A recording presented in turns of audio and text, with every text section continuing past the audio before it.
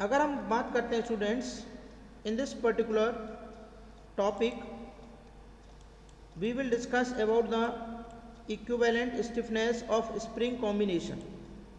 इसमें हम जो स्प्रिंग डिफरेंट स्प्रिंग कॉम्बिनेशन होते हैं उनकी इक्विवेलेंट स्टिफनेस के बारे में डिस्कशन करेंगे।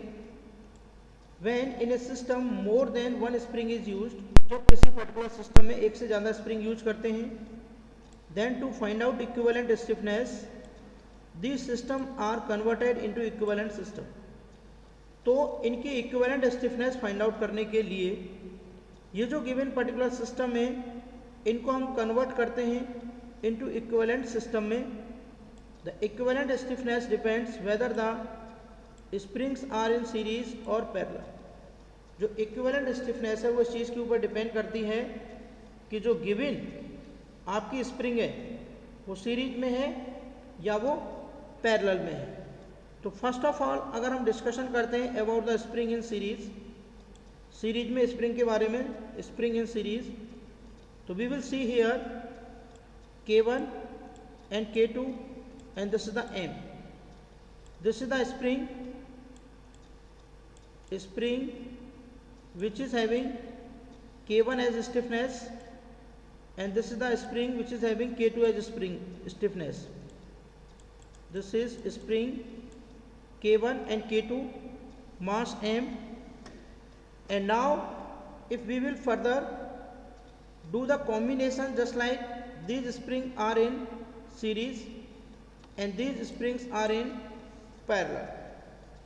तो जब भी दो स्प्रिंग आपकी सीरीज में कॉम्बिनेशन में हो, पैरेलल कॉम्बिनेशन में हो, तो उनका इक्विवेलेंट स्टिफनेस हम किस तरीके से फाइंड आउट करते हैं।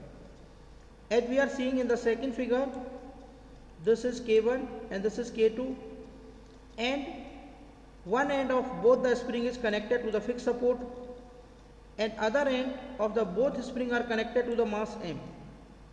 तो such like of structure or combination is known as parallel combination।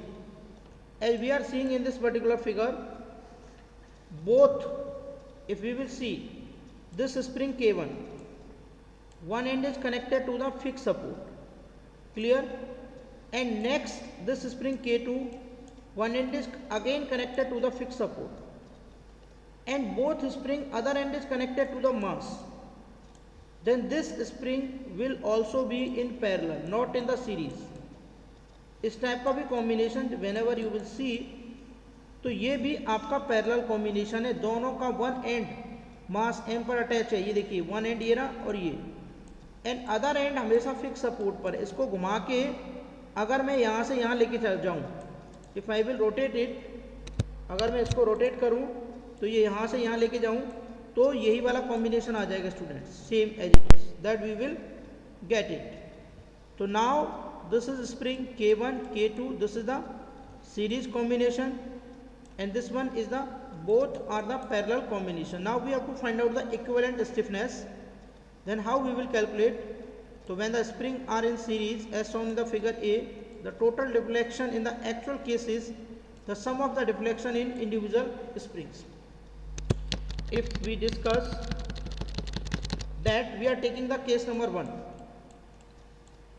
if this mass M is displaced in the downward direction by the x displacement, then definitely this spring K1 will deflect by some amount x1 and let's suppose this spring K2 deflected by some amount K2।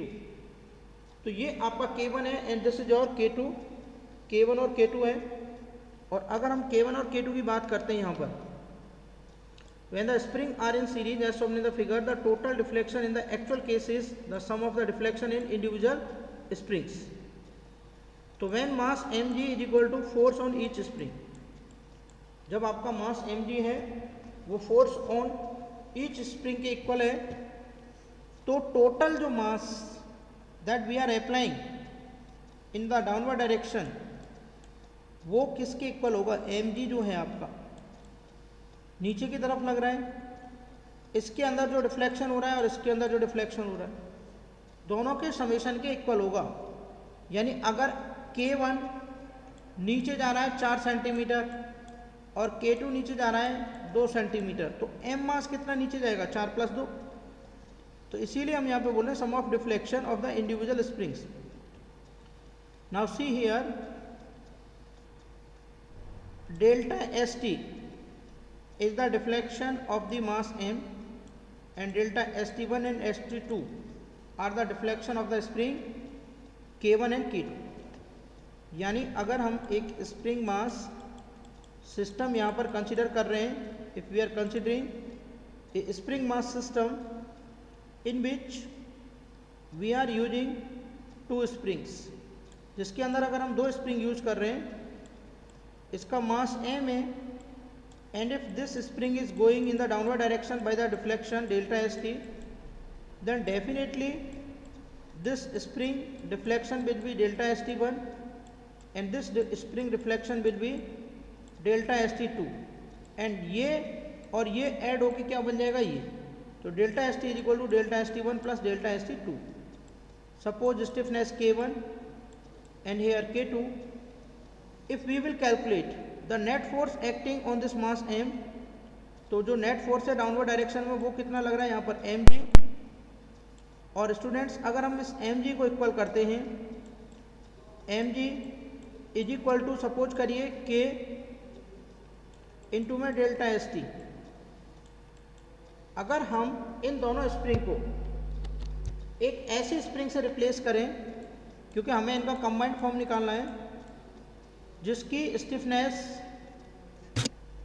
If we will again take a new spring जिसकी stiffness K है और इन दोनों की equivalent stiffness के बराबर है वो, और मास यही M अटैच है, और इसके अंदर जो डिफ्लेक्शन आ रहा है वो अगेन वही डेल्टा ST आ रहा है जो अभी हमने देखा है। इस केस में जो फोर्स लगेगा डाउनवर्ड डायरेक्शन में वो कितना होगा mg, और ये किसके इक्वल हो जाएगा K इंटू में डेल्टा ST के इक्वल हो जाएगा। तो यहाँ से अगर हम डेल्टा ST कैलकुलेट करेंगे तो वो आ जाएगा mg/k, mg/k is equal to यहाँ पर आ जाएगा delta ST static deflection of the mass M। Similarly तो ये यहाँ पर देखिए डेल्टा ST की वैल्यू हमने यहाँ पर पुटअप कर दी mg/k, ये इक्विवेलेंट स्टैटिक डिफ्लेक्शन हो जाएगा।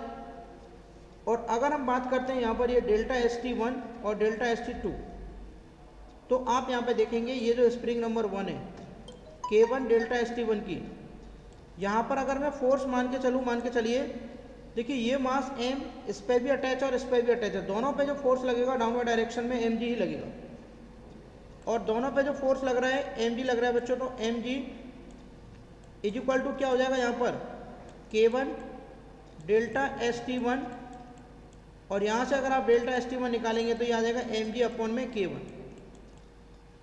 तो यहाँ पर मैंने लिख दिया mg/K1। सिमिलरली मैं लिख सकता हूँ mg/K2। mg ऊपर से कॉमन लेके कट गया और 1/k इज इक्वल टू आ गया 1/K1 प्लस 1/K2। तो यहाँ पर k क्या आ गई आपकी equivalent stiffness, k is the equivalent stiffness of the given system when the spring are arranged in the series combination. जब स्प्रिंग सीरीज कॉम्बिनेशन में अरेंज होती हैं तो इक्विवेलेंट स्टिफनेस अपन निकालेंगे 1/k is equal to 1/K1 plus 1/K2। जैसे जो resistance होते हैं अगर वो सीरीज में होते हैं तो हम उनको ऐड करते हैं R1 प्लस R2। तो आपको ये डायरेक्टली फॉर्मूला याद रखना है जो न्यूमेरिकल्स में काम आने वाला है। और अगर हम स्प्रिंग लेते हैं तो स्प्रिंग कैसे ऐड होती है 1/K1 प्लस 1/K2, यानी रेजिस्टेंस का अपोजिट है कॉम्बिनेशन। तो आप कैसे भी याद रख सकते हैं, अगर आपको रेजिस्टेंस हमेशा पता है कि रेजिस्टेंस जब सीरीज में होते हैं R1 प्लस R2 ऐड करते हैं तो स्प्रिंग जस्ट उसका उल्टा है 1/k is equal to 1/K1 plus 1/K2। और जब स्प्रिंग आपकी पैरेलल में रहेंगी तो जो इक्विवेलेंट स्टिफनेस K आएगा वो K1 plus K2 plus K3 plus up to Kn के इक्वल आएगा, जो अभी हम यहाँ पर नीचे देखने वाले हैं। When the spring are in parallel, जब स्प्रिंग आपकी पैरेलल में रहेंगी then how we will calculate the equivalent stiffness. तो यहाँ पर देखेंगे हम इसमें कंडीशन क्या है, the absolute deflection in each of the individual spring is equal to the deflection of the system. यानी कि जो एब्सोल्यूट डिफ्लेक्शन होगा प्रत्येक स्प्रिंग में वो इंडिविजुअल स्प्रिंग के डिफ्लेक्शन के इक्वल होगा।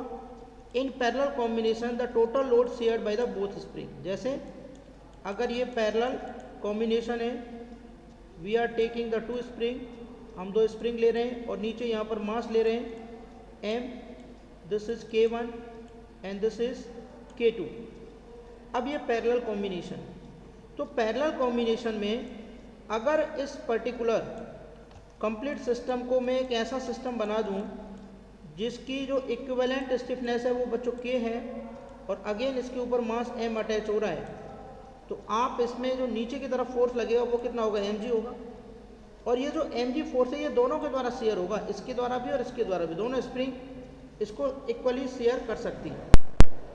तो यहाँ पर हम देखेंगे कि मान के चलिए कि जो भी पर्टिकुलर कॉम्बिनेशन है mg अगर हम निकाल रहे हैं, कुछ लोड इसने शेयर किया, इसने कितना लोड शेयर किया भाई, इसने m1 इंटू जी शेयर किया और इसने कितना शेयर किया, m2 इंटू जी, तो टोटल किसके इक्वल हो गया, mg के इक्वल। यानी कुछ तो लोड ये स्प्रिंग सस्टेन करेगी, कुछ लोड ये स्प्रिंग सस्टेन करेगी, m1g plus m2g equal to क्या हो जाएगा, mg। और यहाँ से अगर हम निकालते हैं, आगे फर्दर देखते हैं कि जो स्टैटिक रिफ्लेक्शन आएगा आपका वो mg upon k, m1g upon में k1 और m2g अपॉन में k2 आ जाएगा इक्वेशन 2 में।